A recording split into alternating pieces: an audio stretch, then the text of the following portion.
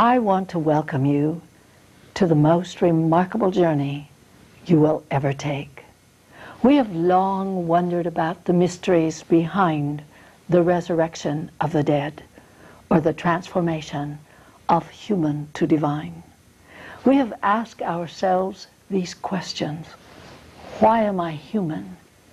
Where are we going as a human race? Why did God create us? In these next 26 weeks, we're going to learn the answers to these questions. We're also going to learn about the powers that lie within us, that creativity that enables us to prophesy, to heal, and to discern. Our sailing vessel that will take us from earth to the heavens is known and called the Nautilus. If you remember, the sea creature is one which always closes and seals off its chambers as it outgrows it and builds a new one. And we must do the same thing.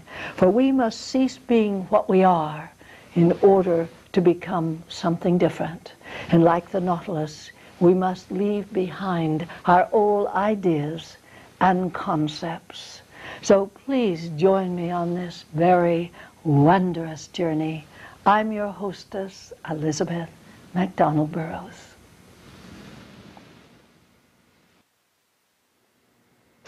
Welcome to another wondrous journey aboard the Nautilus as we sail from earth to heaven. And perhaps sailing from earth to heaven is a very good expression for the beginning of today's topic. You see, last week we ended up talking about life after death. And one of the reasons that I have always felt that it's very important to help my students to understand this magical process is to remove for all time the fear and dreadful connotations that the word death brings to us. Of course, when we look down and we see a body lying there, there's something about it that is haunting to us and is, in a sense, gross. And so we fear it because we associate death with our outer visual look at a body when it dies. That is not death at all.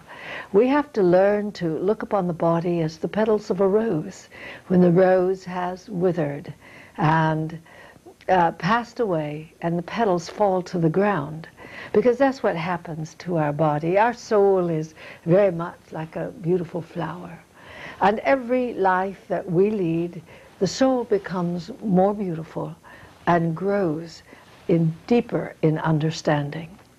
So our life and each life is given to us for the experience of learning. And this learning is the very purpose of why we're here.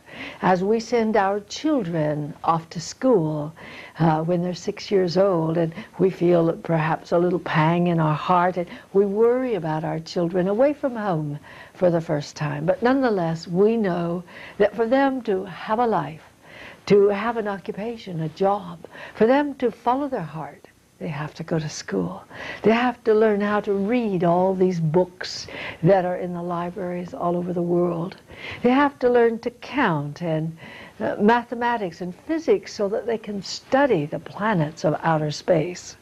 So we know that for their own good they have to go to school. Our God knows that also. He has created all of us equal, and we agree that sometimes someone seems to be a protege or a genius and another one seems to be very uneducated. But after all, you see, we all did not come into human embodiment at the same time. This has been a process that's been taking place for millions and millions of years. And so therefore, as vegetation moves into the world of fish and fowl moves into the world of animal, and world of animal into human, and human into the world of the angels. It is a process of growth. And so our God sends us here in embodiment, just like going to school.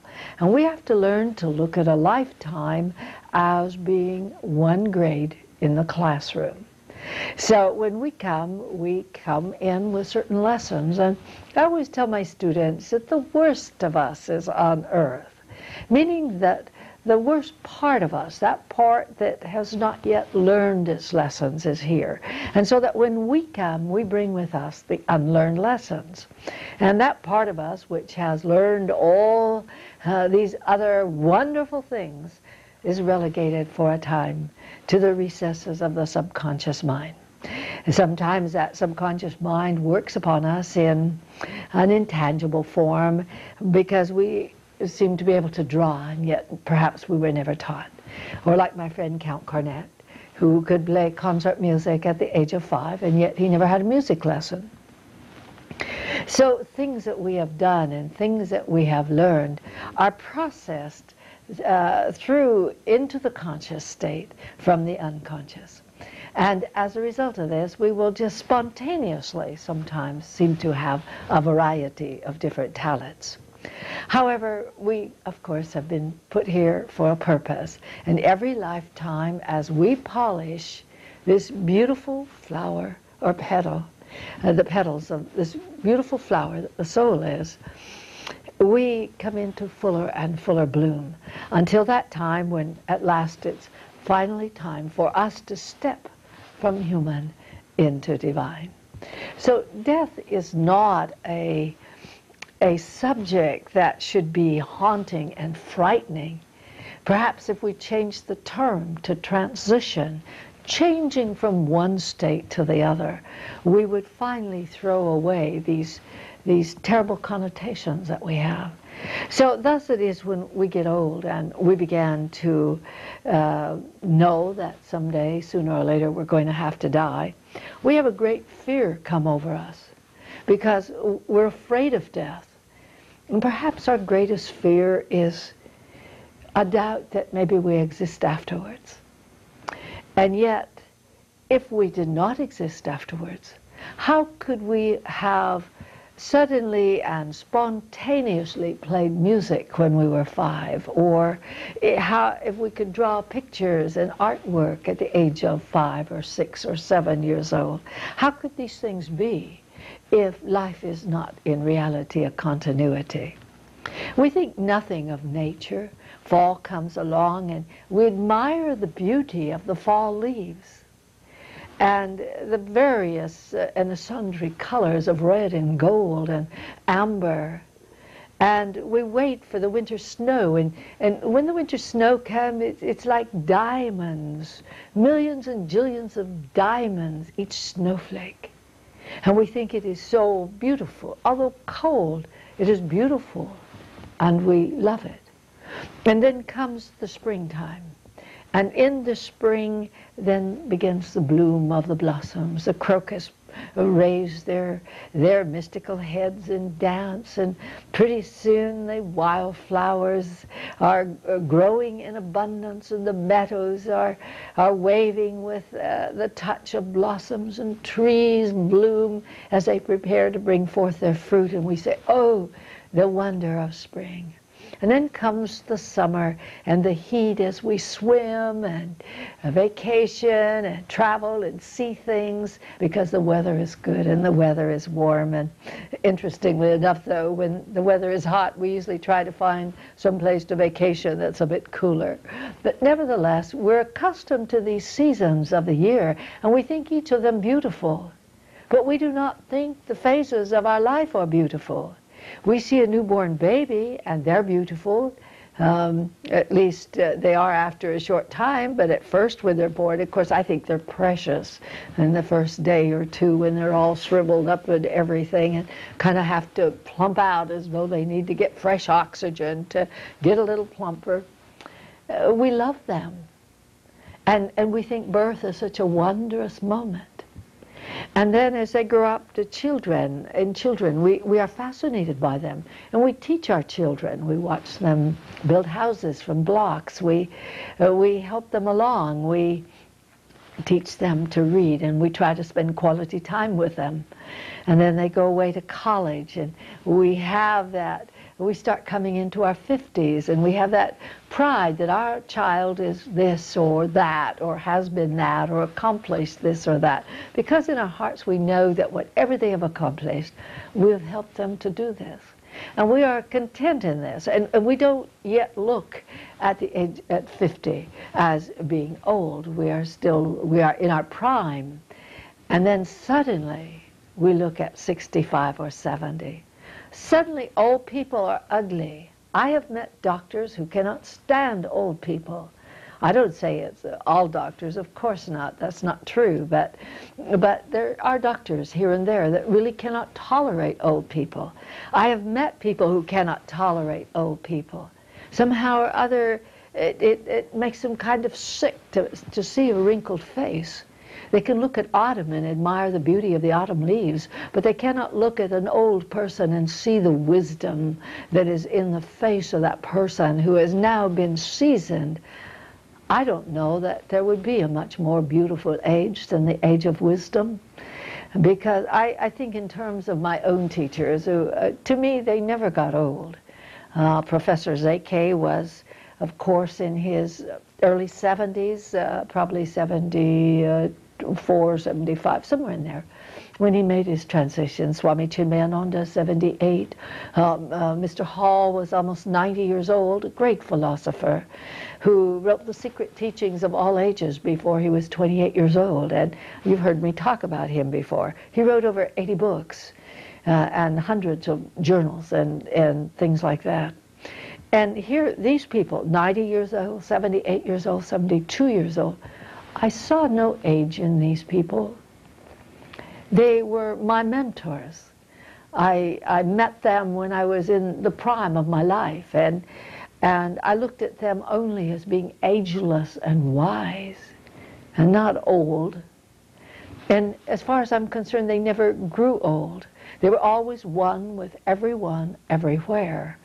And it is then I began to think about old age, and particularly as I myself began to approach it and to take a different view to the ages as we became old. And I thought about all that I had learned and how I would never want to go back to what I was before I really began to learn, to what I was before I found a spiritual life, to what I was before I met these great teachers who reached out their helping hands to guide me. And I thought to myself, this is wonderful.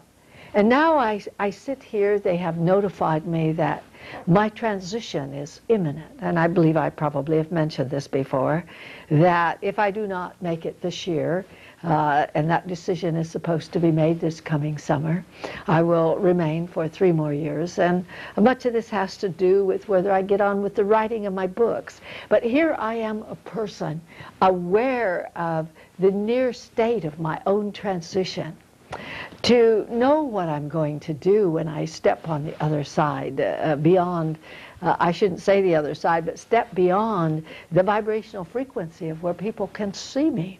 And how wonderful it is to be a part of being able to observe, to tie up loose ends, to think, I don't have much time, I need to get this done, which instills in me a desire to work more arduously in many ways in order to complete projects that I would like to get done before I leave. And to me, this is wondrous. How many people in the world would be able to sit in and watch those great mystical days, and to see life through different eyes? I tell my students, you know, most people look at the world through regular eyes or a regular camera lens.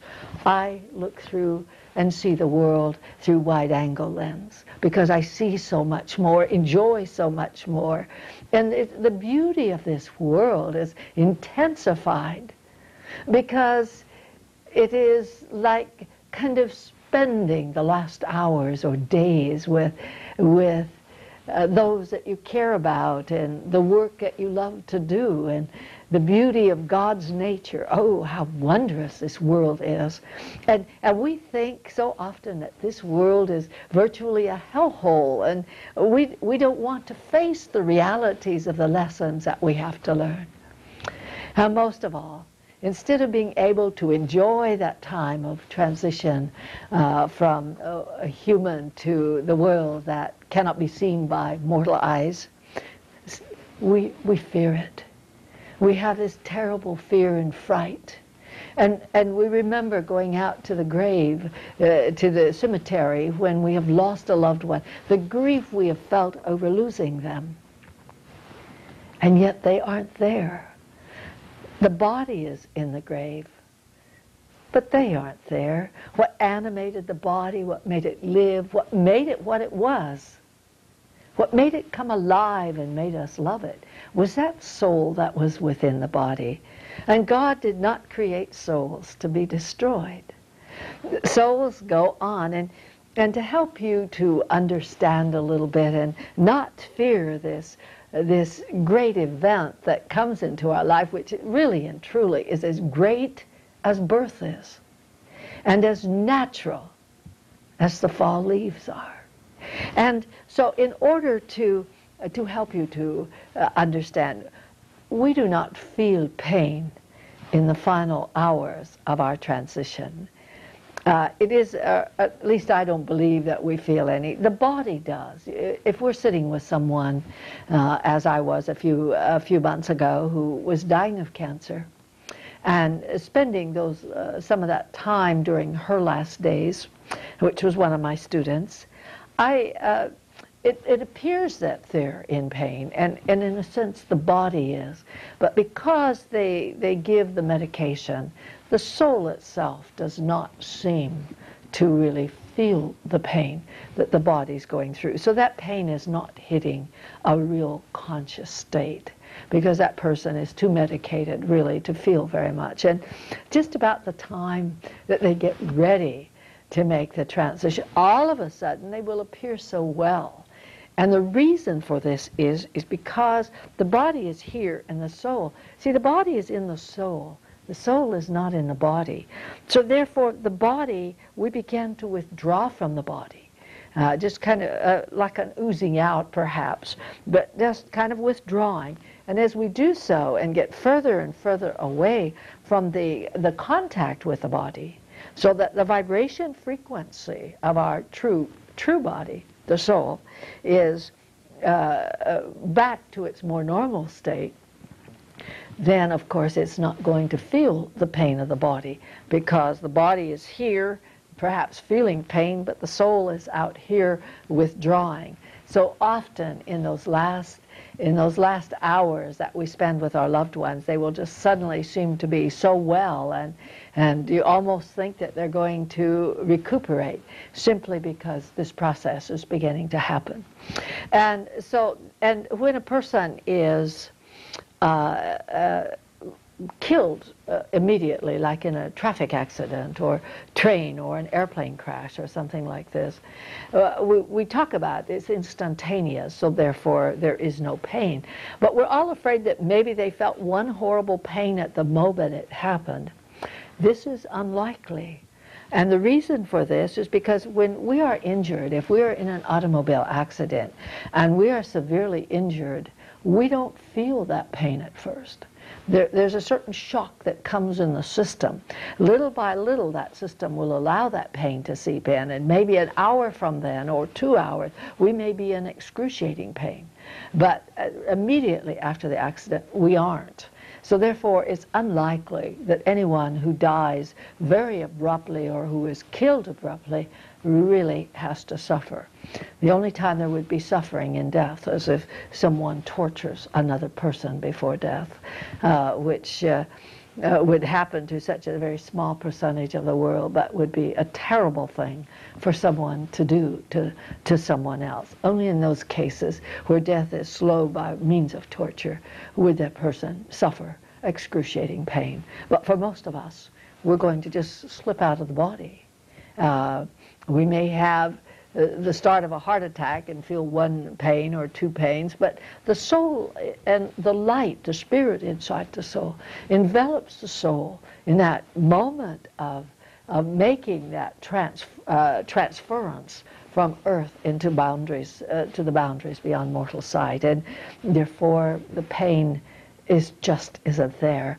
And of course, people talk about looking and seeing a great tunnel, and that's actually kind of within ourselves. It's because the light is in us. The light is the Spirit of God that dwells within the soul. And when it comes time for our transition, it is He, of course, that light that withdraws us, helps the soul to withdraw from its physical counterpart. So we don't have to fear death. And we should learn to take another view at old age. Everyone is going to get old. Everyone who is born is going to get old. And it is well for us to look beyond the physical characteristics of beauty. We're so saturated on all of the media by slender girls wearing stylish clothes, and the talk is, particularly in the modern world, about sexuality. Sexuality. I fear that we have lost the true meaning of love with the constant concentration of sexuality. As I have mentioned many times, the union between man and woman is natural. It is very natural for them to mate and to ultimately marry and to raise a family. That too is a part of nature. But when we focus only upon the sexuality, how much we lessen our hope for the great happiness and the great love that exists. Because love is so omnilateral insofar that it encompasses, the love of God encompasses all loves. So, but we're constantly surrounded by this, and so as soon as we get 50 or 55 years old, we start suddenly worrying. Men start worrying, I'm not young anymore. They're afraid they're losing their manhood. They occasionally turn to a younger woman in order to still feel desirable. Well, a woman, too, goes through that same phase of not feeling beautiful anymore, afraid she's going to perhaps lose her husband, or he's going to lose interest in her because she's getting old. And then finally, at last, the person gets old and they're not wanted many places anymore. Their children come to see them, and maybe there's the big family reunion from time to time, but the true love that should be there for our elderly people just isn't there. And that's sad, because one day all of you out there will become old. And how are you going to feel when you become old? For myself, it doesn't bother me. I feel ageless. I long ago stepped into timelessness, so that this suit of clothes is something I'm using as a passage of my time upon earth. I know that I will live forever. I know, hopefully not in embodiment, but I will live forever. And to me, I've stepped into those realms of infinity long ago, and have kind of lived in a sense in both worlds, so that old age does not concern me, because I have long ago found that we're really basically all the same age. We came when creation, we were there as a potentiality when creation began. And so we're always one with whatever age that we happen to be in contact with. For instance, grandmothers play with their grandchildren. They are for a moment a child like a child. They then talk to the maturity of their grown children, and that's the age they are. So we're always whatever age that person is that we are with, particularly if we're not thinking of whether we're old or young or something like this. And to me, it's a beautiful time. It's a time of completion, a time of having knowledge to make a few less mistakes than I made before, and to have looked back over my own life and to look at all that has transpired and happened. I am grateful for this life, but I am grateful that so much of it is behind me, and that those so many lessons have been learned. So when we prepare to make our transition, you, I, or anyone else, let us make it a wondrous time, a time of pure enjoyment of the beauty of the world. Let us not be negative because we're old. Maybe we've lost our partner and we're feeling lonely. But you'd never feel lonely if you would just center your focus upon God, because God is in the soul. He is with us all the time, and He can make Himself manifest in a presence that makes us feel as though we are never alone. And we can go on with this talent, with this seed of greatness in us, regardless of what our age is. We can work with this seed of greatness that is God, to go on and to do art, which perhaps we've always wanted to do, or to write, which perhaps we always wanted to do. Now we have time in our life to fulfill some of those dreams that we had when we were young. And so this should be a very good time and a very quality time. And if we will just eat pretty healthy, if we will do some moderate exercise, and things like this, like trace minerals and vitamins and exercise and fresh air, we're not going to age very rapidly. I've met some great older people, and above all, once again, I bring my mentors up whom I studied with and held out that hand to me that I might learn. When we journey on the other side, and I mentioned this last time, that there are realms that interpenetrate. I think of Jesus when He said, I go to prepare a place for you. In my Father's house, there are many mansions. Because we will find and gravitate toward exactly what we had here up on earth. Their world, as I saw it when I was allowed to visit my mother, as I talked about last week, my mother who had died of hardening of the arteries and senile, and who had no memory really of dying. When I saw her 4 years after she had been over, she looked wonderful. Wearing her hair as she had about 40 or 50. Her coloring was so exquisitely beautiful. And she was straight and tall, and all of the pains and everything was gone. And she took me to visit with my father, if you remember the story. She took me to visit with my father, and he looked so, of course, he had only been over less than a year, and at the time I first saw him, he still was in a senile state. But that soon faded away, and a few months later he was sitting there in third row of lecture hall, just beaming because he seemed to be so proud of me, and I'm glad I could give him that gift. But our loved ones can see us. We just can't always see them. And when we make our transition, we dwell with those that we loved before. My mother was with my father. She was also helping to take care of my second mother, whose husband had been over 1,000 years, I think. So she was helping there, and it was just a family-like environment. My Aunt Grace was there, and so loved ones are gathered together. And as we talked about, there are hospitals on the other side, because sometimes when a person makes a transition here upon earth, they don't know they've died. That's how pain-free that death can be, and so they kind of wander around where they were without realization. I have a wondrous story about this.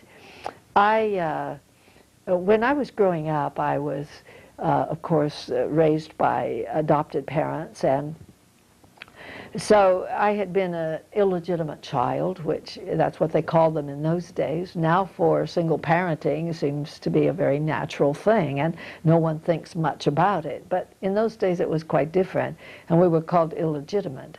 And no one would have anything to do with an illegitimate child. And I can remember family members going by and saying, she'll never amount to anything. That's when I was 5 or 6 years old. So as I was on my first United States lecture tour, I was in the state of Idaho. I had this feeling that I should look up this aunt of mine. My aunt was one of those that had always said, oh, she will never amount to anything. And so I asked the news reporter who was doing a news story on me if she knew my aunt, and she did, and told me where she was. So I went out to the nursing home where my aunt was being kept, and it was so interesting to notice that sometimes we die as we live. My aunt had been so rigid and so fixed in her ways, and here she was in her tied to a chair so she wouldn't fall out of it.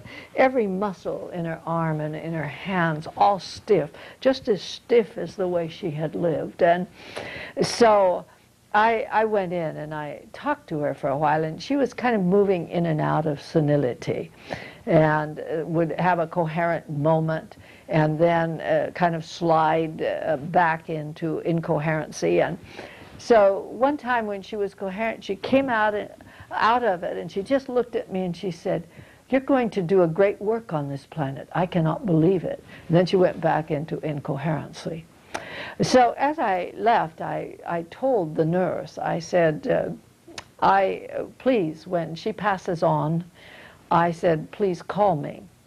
I didn't know why I did that, because there was no closeness between myself and this aunt who had been so unkind to me when I was growing up. But it was something I felt I had to do. Only a month had passed before they called me that she had made transition.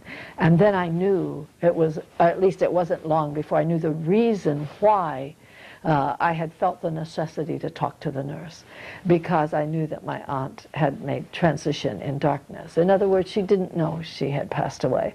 This meant that she would remain in the nursing home, wandering around until one of the angelic beings found her and took her where she could be cared for, in these hospitals where they take them until the conscious awareness returns to the soul. So I went into meditation, and I held my hands, and I imaged. I thought the one that should go and get her is my father. So I imaged my father, and I said to him, "Your sister has passed away, and she is in darkness."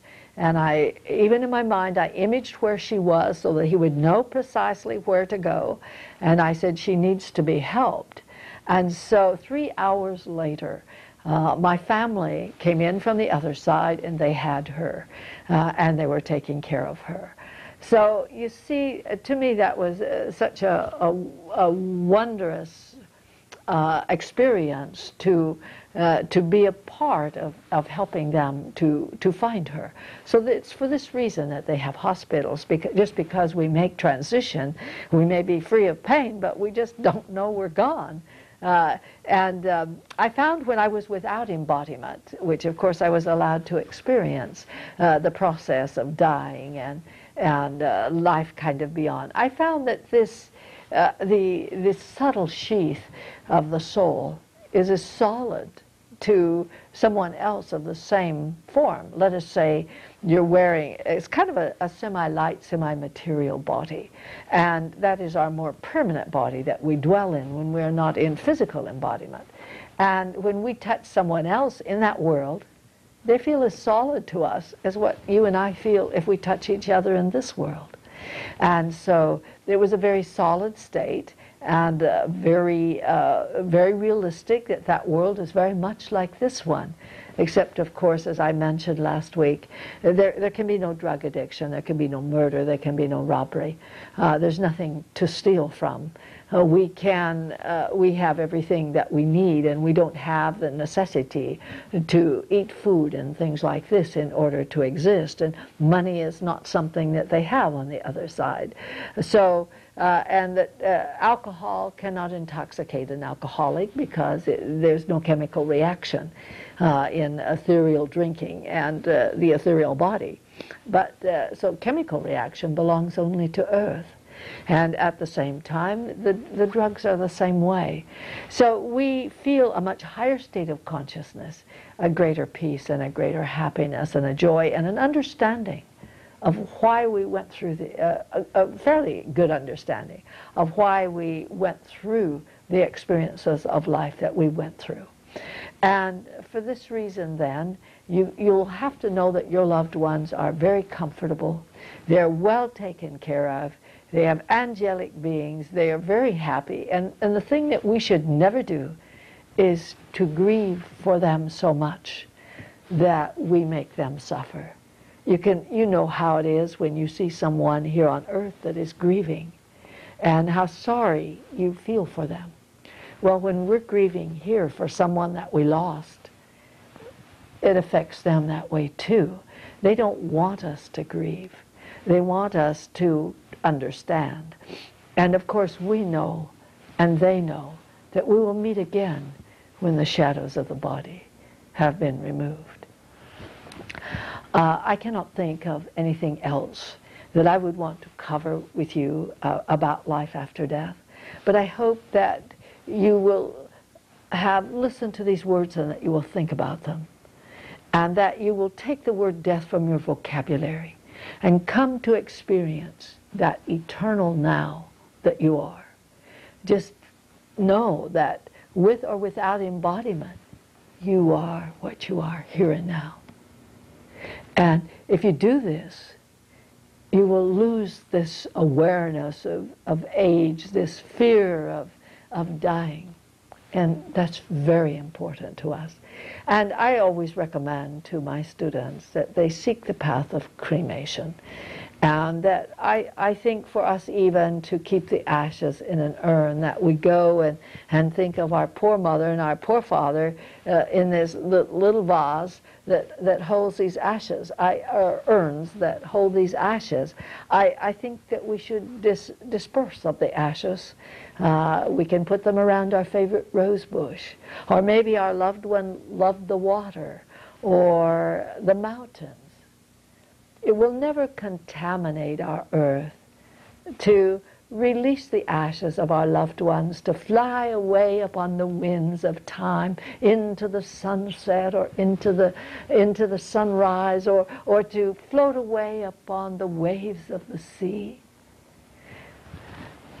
And so cremation rather than burial is so much more applicable and much more beautiful for us to be able to bring closure to our life. And then we're not always constantly going to the grave and putting flowers where there are no bodies. The most that the flowers do is that the thought of our buying them does reach the thought of our loved ones. And they are aware that we're bringing flowers to their grave. But that's the most. So think about this as we go on. Now we're going to leave death and dying and behind and go on into the world of the development of the mind. Because one of the things that's so important to us is to learn to think. In a day and time when we have television, which thinks for us, when we have radios and tapes and everything else where it kind of just plays through our subconscious mind, we just don't think. I have found in working with students for over 30 years, they can't think. And to teach them to think is quite joyous. We take up some of the most difficult subjects in this school because I want them to think. We take up Pythagorean mathematics, the theory of music. And if I cannot teach it, we find someone who can come in for an evening and give us a special class on something. So one of the first things perhaps that we need to change is the music that we listen to. As I talked about once before, and I believe in Mind in the Cosmic Sea, we cannot take someone who likes hard rock and turn them overnight into someone who likes concertos or symphonies, the classical music. But what that person can do is to learn to take a little dose of it, a little dose at a time. They can look at it at first like taking medicine, maybe only 30 minutes. So that they also began to love classical music. Because you see, by vibrational frequency, when we want to align ourselves and feel our oneness with God, we're going to really do it easier with music that is a high vibrational frequency. And that, of course, is classical music. And to learn to love classical music, we really should learn the life of the composer. If we have not been reared with music lessons or with a fondness for classical music, then it is wise for us to take up the life of a composer, the music that we can stand the most. My great love, of course, is Beethoven. And I have a wondrous story that I may or may not have told when we was in Mind in the Cosmic Sea, but I have, as we take up a touch of music and the feelings of Beethoven as he wrote them in his diary, I desire to once more refresh your memory with a little story of Beethoven. I had been traveling one summer and decided that my culture needed a little bit of attunement. In other words, I'd been working very hard and I had neglected classical music and things like this. So I decided for the summer I would not watch television unless I watched opera. And that I took up then also, along with the life of Benjamin Franklin, I took up the life of Beethoven. Upon my arrival home, my friend Count Cornet, who I talked about, the concert pianist at the age of 5, actually he played by the age of 3.5 and was playing concerts by the age of 12. I never had a music lesson. Count called me and asked me if I would like to come over and listen to a Beethoven symphony. I thought that would be very nice, and particularly to visit my friend Count, who is very special to me. And so I went over, and he had just put on a Beethoven, the symphony. I can't tell you now whether it was the ninth or the fifth, but one of them.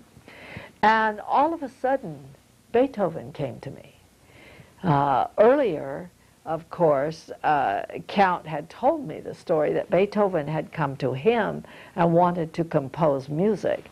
This is not unusual for my friend Count, because many composers come to him and he gets up in the night and works with them at creating new music. But in this case, he was very, very tired, so he told Beethoven he was just too tired. Well, you don't do that to Beethoven. Beethoven is Beethoven. That's the only way I can describe it. And anyone who studied his life will know precisely what I'm talking about. So as this symphony started to play, suddenly Beethoven was there.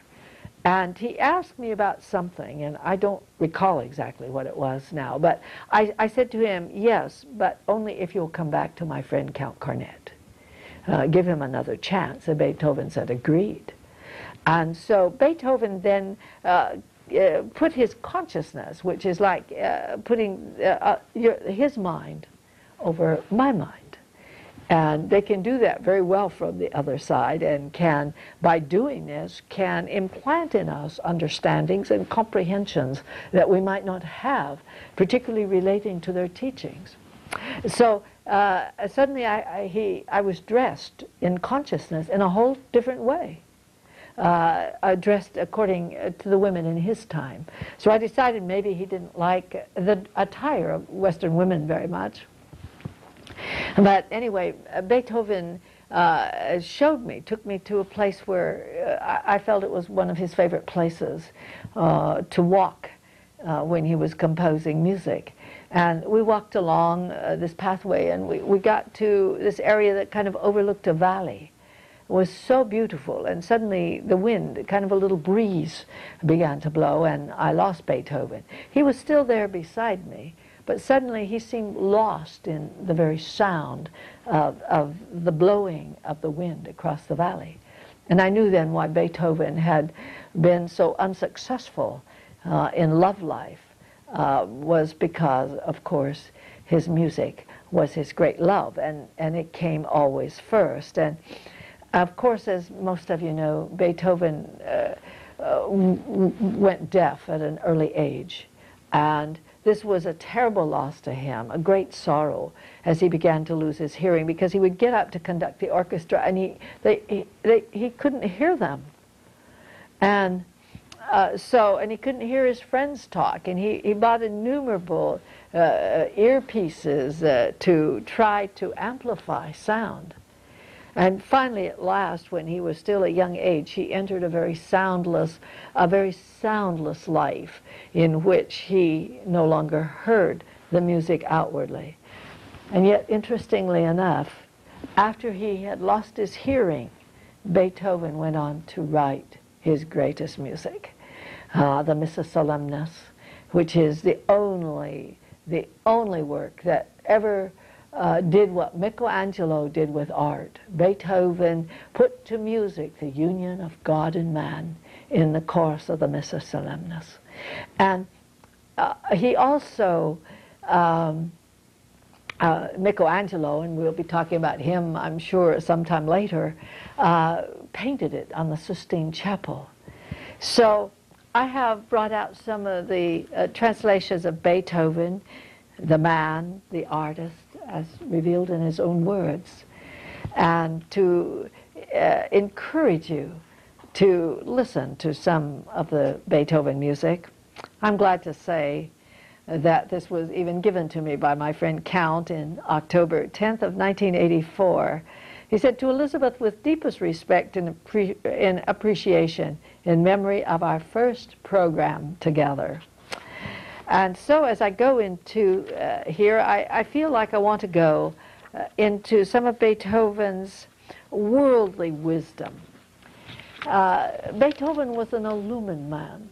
He could not have composed the music that he composed if he had not been fully illumined. In other words, that spark of God had manifested in him at a very young age. And I don't know how many of you are aware of this, but Beethoven's father was very mean sometimes and got Beethoven up in the middle of the night to play, and it would be cold, but his father would come in with his friends from the tavern, and Beethoven would have to get up and play. And yet, this is what made Beethoven the genius that he was. Because I remember my parents in elocution, my mother struggled so to give me elocution lessons. And sometimes, when I didn't get home on time, when I was 5, 6, or 7 years old, she'd meet me at the end of a half-mile lane and whip me with a willow switch because I had to practice my lessons. That's what it takes sometimes to develop this seed of greatness. Beethoven wrote, "Freedom, progress, is purpose in the art world as in universal creation. And if we moderns have not the hardihood of our ancestors, refinement of manners has surely accomplished nothing." So he's saying if we don't have the same stamina to endure as our ancestors, and he wasn't talking about like our ancestors, which came across in the wagon trains to settle the West. He's talking about his ancestors who went through wars and who survived and endured. And I look at today's world. People want these things handed on a silver platter, and if it was given to them, they wouldn't know how to handle it in the first place. They would squander it away. But it isn't given to us on a silver platter.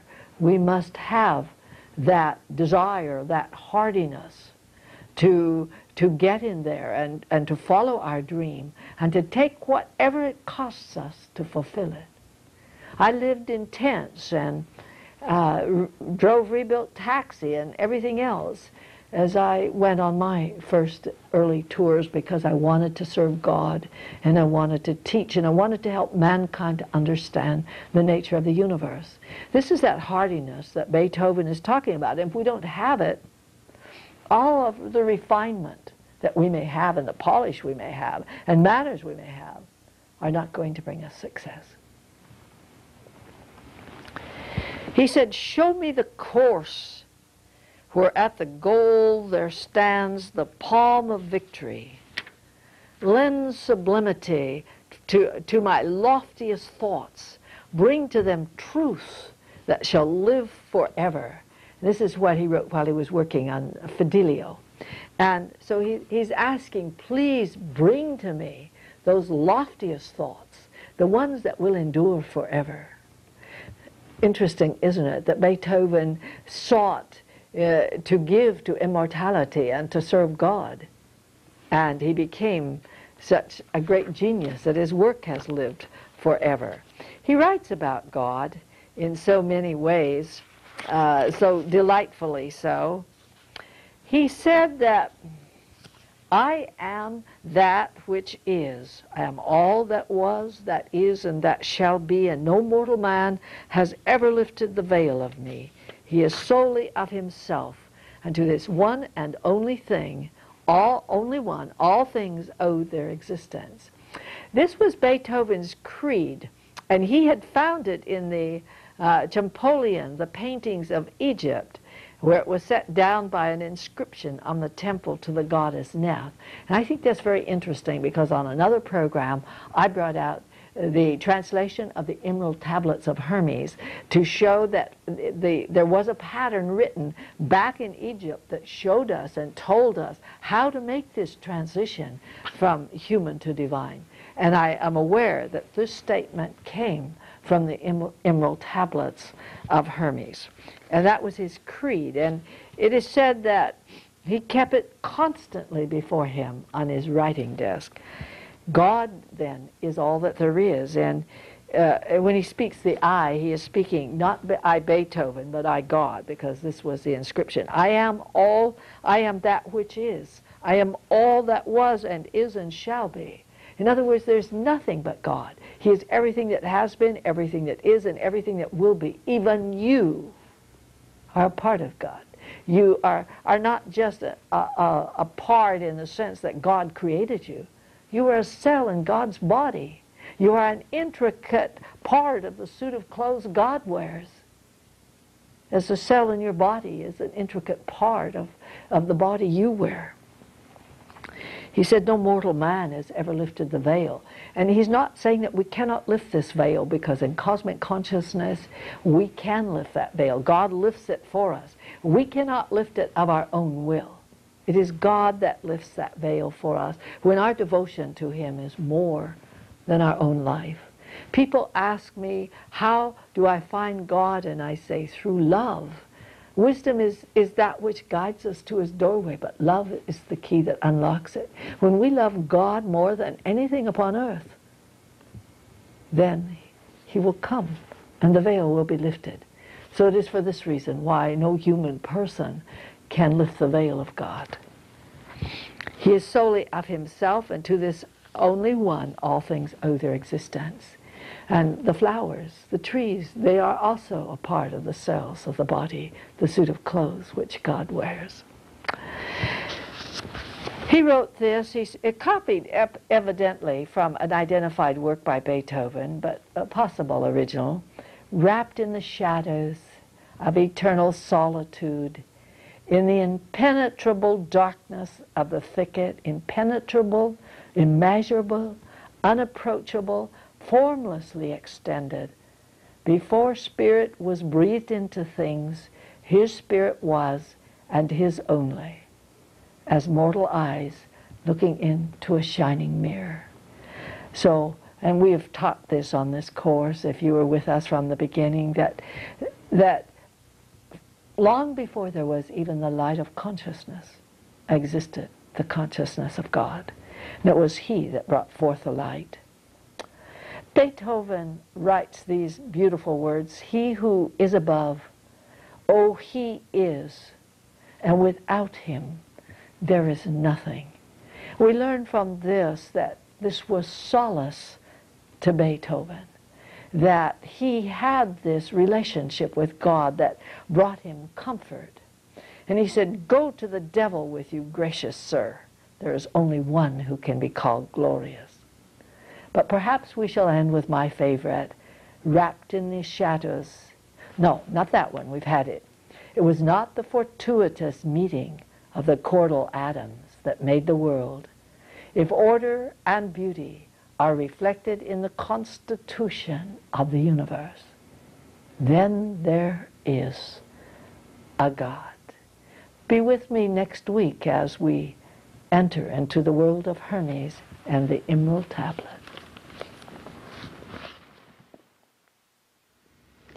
I want to thank you for joining us on this special journey aboard the Nautilus, which has taken us from Earth to heaven. If you have any questions or wish to be on our mailing list, please call area code 206-362-4134. Area code 206-362-4134. Or join us on our website, Mystery School, one word, mysteryschool.org. The God in me bows to the God in you, and may heaven walk with you all week.